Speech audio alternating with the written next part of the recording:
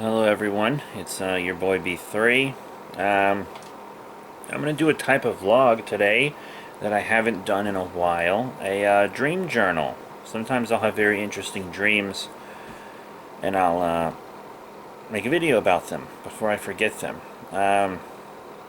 Sorry if I sound weird and I'm not super high spirits. I am sick. I actually had this dream while taking a nap to get some energy back. I have been sick the past couple days.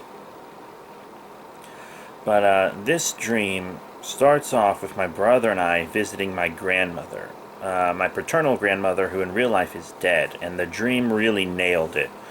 She was just like I remember. Her home was just like I remember. It was a very nice, sweet, fun dream. It was kind of like my subconscious's Christmas present to me, because this is happening a couple days before Christmas. But I sorry, I am sick. But see, we spent the night at her place, just like we used to do back in the day. And then my mother and a bus driver from the school she works at were supposed to meet us in her driveway. And then we were supposed to go with them to help set up this camp for children at Disney World. And the bus driver got there before her, and he was really mean to us. And he like shoved my brother and I on the ground, and he was like, "I'm gonna have sex with your mother. And I'm gonna make sure you know it and stuff." And then, of course, as soon as my mom got there, I went up to her and I was like, "You should stay away from that bus driver, because he just assaulted us and said he's gonna have sex with you."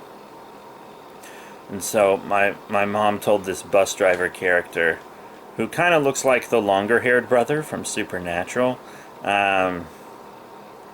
she was like, "You don't come near me or my kids ever again. After we do this trip thing, I don't ever want to talk to you again." And so the bus driver's like constantly glaring at me for the rest of the dream because of this. We get to Disney World and we have this big space rented out, and we're doing like lots of arts and crafts and decorating and stuff, and it's a fun time, but the bus driver's glaring at me the whole time, right? And the camp is kind of this ROTC Boy Scouts kind of thing. I think I think the ROTC thing was in my head because of Major Payne. I've been feeling like rewatching Major Payne recently. Very good film. I highly recommend it. But the bus driver like kept challenging me to like these games like pool and stuff, because he wanted to like one up me in front of everybody, and I was just ignoring him. But then the camp kind of starts, and like there's kind of this subplot with like a counselor whose girlfriend went with him, and he's like ignoring her and she's not having a good time.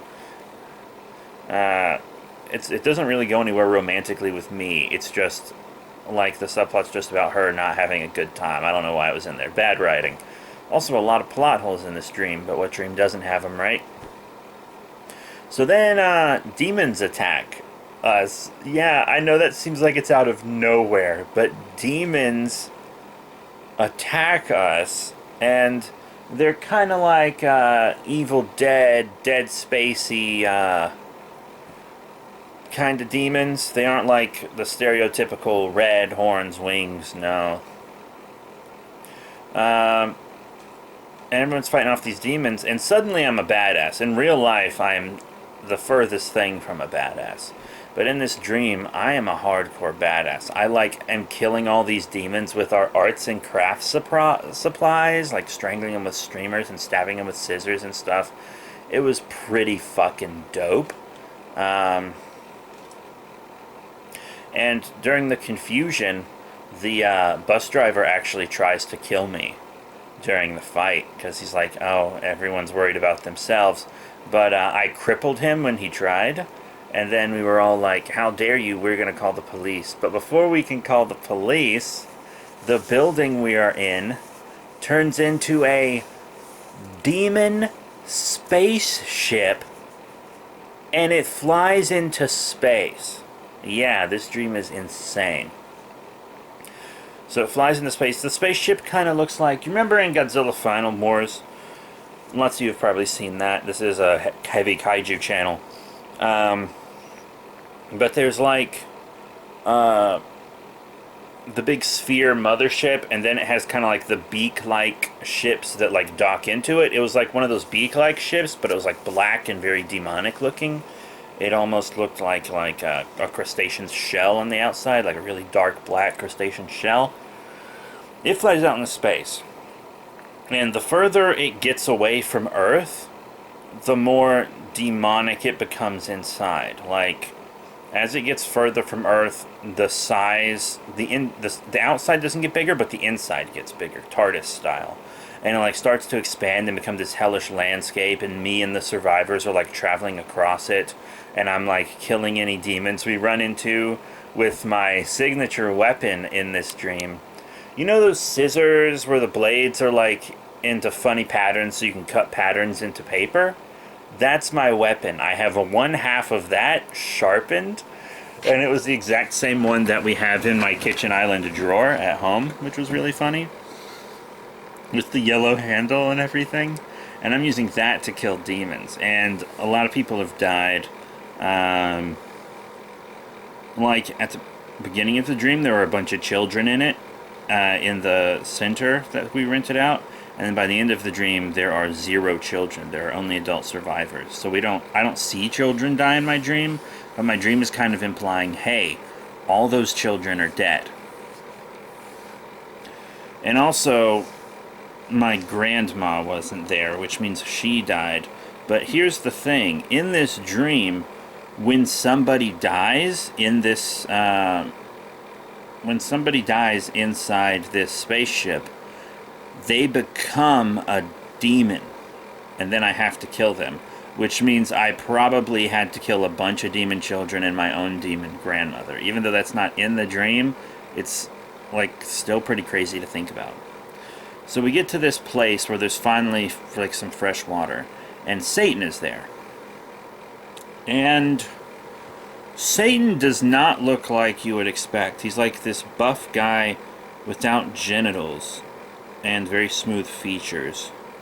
And he has like this honeycomb head. I don't know if you guys have seen, at the time of recording this, there's this new monster show on Netflix. I think it's based on like a line webtoon or something.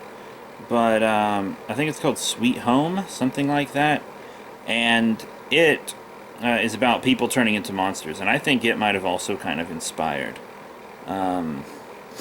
this dream. But one of the monsters has like its top of its head is missing, and it looks like kind of a honeycomb or something inside. Satan's head was a lot like that. Satan was definitely inspired by this monster in my dream. But instead of the head being exactly like it, like from here down was just like a gray normal head, and then from here up was like this big honeycomb dome, like this gray honeycomb dome. And Satan was like, wow, I can't believe you guys survived this long. But now I have the ultimate demon, because it turns out if you willingly consent to become a demon, you're much more powerful than a turned undead demon. So the demon comes up, and it's like this huge, buff, roided out demon. And he has the face of the bus driver. The bus driver who we crippled and left behind consented to become a demon for Satan to get his revenge on me. And also, I crippled him. I stabbed him in the spine with scissors, and he was unable to walk. But there's a big fight with him, and it's like the most difficult fight I've had in the dream. In the dream, all my fights have kind of been kind of Gary Stu fights, you know? I kind of just won them all instantly and easily. And then this was the one fight where, like, the guy hits in on me, and it was difficult. But I did eventually kill him. I think I slit his throat with the scissors. And then Satan was like, wow, that's crazy. I didn't expect that. You're tough. I'll make you a deal, right? And in my dream world, you know how in like Dungeons and Dragons, like when a demon or devil makes a deal, they're like bound to it? Like they might have like some serious loopholes or like trick you or something, but they do technically keep their word. Well, it's the same way in my dream world here. Demons, Satan, not demons specifically, but when Satan makes a promise, he has to keep it. So Satan is like, if you can defeat me, I will take you all back to the spot I took you from in Disney World. But if I defeat you, you have to consent into becoming a demon so that you can be one of my stronger ones, because you're powerful. This dream was kind of an ego trip for me, I'm not going to lie. Normally, I don't have dreams where I do this type of thing. It's very weird. Oftentimes, my dreams aren't even about me. Like one time I had this dream about Drake and Josh from the Nickelodeon show in a world full of bubbles. They were in a field and there were bubbles all in the air. And they had like dog leashes and the collars were around flying sharks. And they were like walking their flying sharks. Like my dreams are usually not about me. But this one was. And so I fight Satan. It's really difficult. He actually breaks my weapon. He breaks like the blade off my scissors and I just have the handle. But eventually while we fight, I get the blade, I throw it, and it goes right into Satan's forehead. And we think we've killed Satan, but then Satan sits up and he's like, all right, you beat me. I'll take you back home. And he turns the ship around. But the thing is, he was actually going at a lot slower pace away from Earth than he's capable of, because he wanted to watch the landscape like slowly turn demonic and watch it kind of torture us. So he actually got back to Earth very quickly, even though we'd been headed out from Earth for days. And we were having to eat demons to survive. It was crazy. But when we do that, Satan and I sit crisscross applesauce across from each other. And he kind of gives me a lore dump, some exposition, where it's like, the ship was designed to... He doesn't give me a reason why it's in a Disney park, but he's like, the ship was designed to take hell to another planet, to take a replica of hell to another planet, because Earth is the only planet with a hell, and Satan wants to expand, which is kind of cool, a cool idea. And Satan tells me all this stuff. He's like, oh, you know, I'm trying to expand hell, so the ship will start to turn more into the building again as we get closer to the Earth. And he's also like, and the reason that shot to the head didn't kill me is because this is a proxy body, and the real me is in hell, so I can only die if I'm killed in the real hell. This copy hell is technically a physical construct, and not the dimension hell. It's like a pocket dimension inside of the ship. Which is such a cool fucking idea. Holy shit. It's like Hellraiser in space. It's dope. I also have a Hellraiser dream I want to make a video on too. But we get back and Satan keeps his word and he drops us off. And then I wake up because I really have to pee. Because I've been chugging lemonade all day long. Brisk lemonade is... I'm addicted to brisk lemonade. But, yeah, that was it. Dreams normally aren't like this for me. It was a very strange dream because my dreams are never this vivid, or at least almost never this vivid. My dreams never star me or my family, ever. Like, the next dream I'm going to do a video over doesn't have me in it at all, or any of my family members. And also, it was kind of like too detailed for one of my dreams. My dreams are usually very surreal, like that Drake and Josh one I mentioned, but this dream was more organized and had like a plot line, which I'm not used to in my dreams. And I'm also not used to my dreams having an ending. Usually I wake up in like the middle of the action, just to be honest. Like, very rarely do my dreams finish. Very rarely. So that was insane. And then I sent this story to a couple of my gal pals, and they were like, that is a fucking insane dream.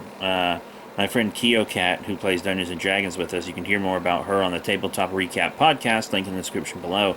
She thought it was awesome. She and I often tell each other about our dreams. It was really crazy. But, yeah, that is it. The dream was kind of like Doom. And I think the reason it was kind of like Doom is because recently they said they're finally going to start getting Doom Eternal out for Switch to us. And I love Doom 2016. And when Doom Eternal was supposed to come out on Switch the same time it came out on PlayStation and Xbox, but it didn't. The main reason cited was because of the virus. And I've been avoiding spoilers like hell. I haven't seen a single spoiler for Doom Eternal. All my friends who've played it say it's absolutely fucking fantastic. And better than the first one, I often hear. First one, quote unquote. But I have to get Doom Eternal, and I think my excitement for Doom Eternal, my recent activity, I've also been talking about Boy Scouts and stuff a lot, been wanting to watch Major Payne, and Sweet Home, so I think all those things kind of, really influenced this dream. So that's it. Thank you all very much for your support. Remember to rate, comment, and subscribe. Check out all the links in the description below, Facebook, Twitter, etc. And hopefully we'll see you again soon, where I'll tell you about my Hellraiser anime dream.